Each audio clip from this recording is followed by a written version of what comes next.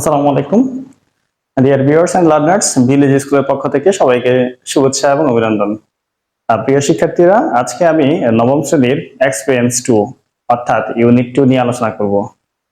শিক্ষার্থীরা, এক্সপেরিয়েন্স 2 তে সর্বমোট 3টা পিআই নির্ধারণ করা হয়েছে, অর্থাৎ আমরা তোমাদেরকে 3টা পিআই এর উপরে মার্কিং করব। তো এক্সপেরিয়েন্স 2 এর টাইটেল হচ্ছে নেচারস ট্যাপেস্ট্রি।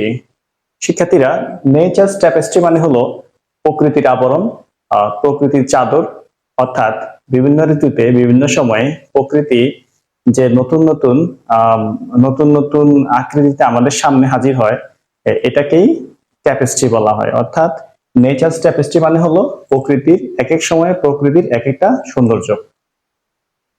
তোমাদের অ্যাক্টিভিটি 2.3.2 তে একটি পিআই আছে। এই পিআই তে তোমাদের কাজ হলো যে কোনো ইংরেজি সাহিত্যের টেক্সট, অর্থাৎ পোয়েম হতে পারে, স্টোরি হতে পারে, নভেল হতে পারে, এগুলোর মধ্য থেকে যে কোনো পোয়েম থেকে, স্টোরি থেকে অথবা নভেল থেকে নভেলটা পড়ে তোমাকে ওই নভেল অথবা পোয়েম অথবা স্টোরির সম্পর্কে তুমি অপিনিয়ন দিবা অথবা তোমার পার্সোনাল ফিলিংসটা শেয়ার করবা।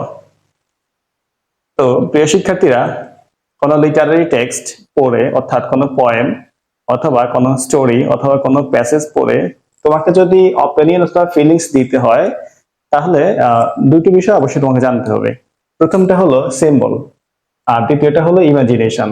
তোমার এক্সপেরিয়েন্স 2 তে অর্থাৎ নেচার ট্যাপেস্ট্রিতে সিম্বল এবং ইমাজিনেশন সম্পর্কে বলা আছে। তো প্রথমে আমি বলবো সিম্বল সম্পর্কে। তোমার যে পয়েমটা এখানে বলা আছে ক্রসিং দা বার, এই পয়েমের মধ্যে কতগুলো সিম্বল দেওয়া আছে। এখন প্রশ্ন হলো, সিম্বলটা কি? শিক্ষার্থী বন্ধুরা, সিম্বলের বাংলা হলো প্রতীক। অর্থাৎ আমি বলবো একটা কিন্তু মিন করবো আরেকটা। আমি যদি তোমাদেরকে একদম সহজ করে বলে দেই, ধরো আমি বললাম হোয়াইট, সাদা। এখন সাদা কিসের প্রতীক? সাদা হলো পবিত্রতার প্রতীক। সাদা হলো কিসের প্রতীক? Purity. White is the symbol of purity. আমি যদি আরো সহজ করে বলি, তাহলে রোজ, গোলাপ। গোলাপ কিসের প্রতীক? Rose is the symbol of love. গোলাপ হলো ভালোবাসার প্রতীক।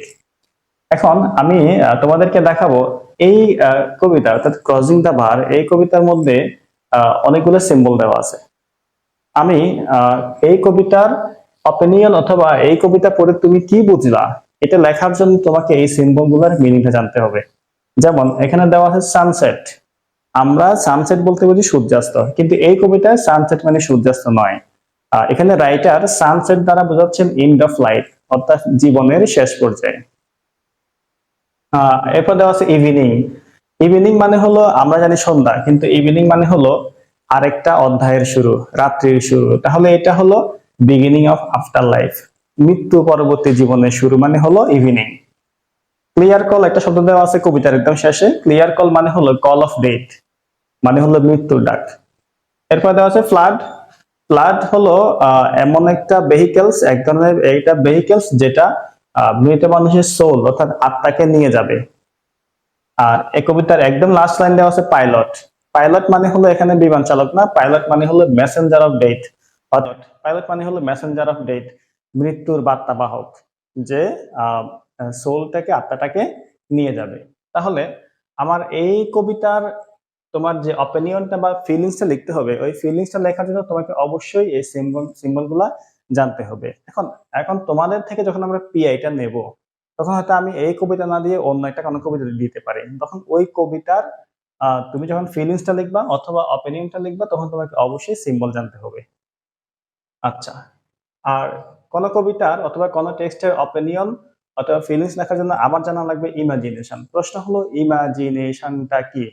শিক্ষার্থী বন্ধু, ইমাজিনেশন মানে হলো কল্পনা।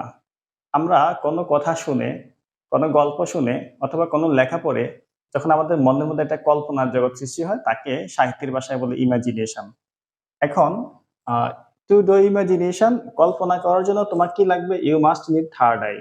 তোমার থার্ড আই থাকা লাগবে। এটাকে অন্য ভাষায় বলা হয় মাইন্ডস আই। অর্থাৎ মনের চোখ দিয়ে, মনের কল্পনা শক্তি দিয়ে তোমাকে সেই পয়েন্টটা, সেই টেক্সটার কল্পনা জগৎ তৈরি করতে হবে। তাহলেই তুমি যে কোনো টেক্সট সম্পর্কে তোমার অপিনিয়ন এবং ফিলিংস লিখতে পারবে। আমি একটু আবার রিভাইজ করছি। আমাদের এক্সপিরিয়েন্স 2 তে মোট 3টা পিএ আছে। এই 3টা পিএ এর মধ্যে একটা পিএ এর অ্যাক্টিভিটি হলো 2.3.2, অর্থাৎ কোন লিটারারি টেক্সট পড়ে, কোন সাহিত্যের কোন একটা শাখা, সেটা গল্প হতে পারে, উপন্যাস হতে পারে, সেটা তোমার কবিতা হতে পারে, এটা পড়ে এটার ফিলিংস দিবা, মানে এটা পড়ে তুমি কি বুঝলা, তোমার অনুভূতিটা লিখবা।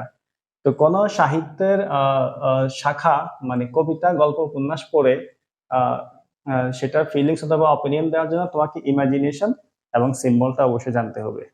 আশা করি এই ক্লাসের মাধ্যমে তোমরা ইমাজিনেশন এবং সিম্বল সম্পর্কে ধারণা পেয়েছো। তোমাদের কোনো প্রশ্ন থাকলে অবশ্যই কমেন্টসে জানাবে। সবাইকে ধন্যবাদ।